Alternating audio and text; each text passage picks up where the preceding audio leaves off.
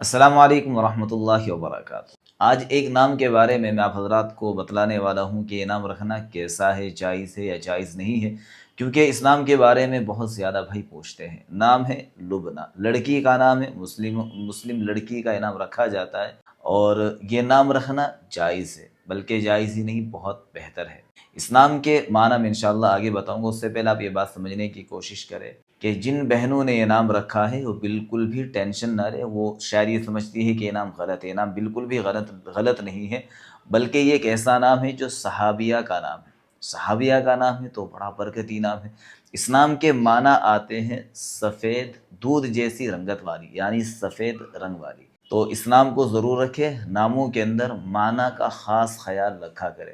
جتنے اچھے میننگ اور معنی کے اعتبار سے آپ بچے کا یا بچی کا نام رکھیں گے، انشاءاللہ بچے یا بچی کی زندگی پہ اتنے ہی اچھے اثرات پڑیں گے۔ اگر آپ بھی چاہتے ہیں اسی طریقے سے اپنے نام کا مطلب جاننا، تو ہمیں نام مینشن ضرور کیجیے گا، انشاءاللہ نیکسٹ ویڈیو آپ کے نام پر ہی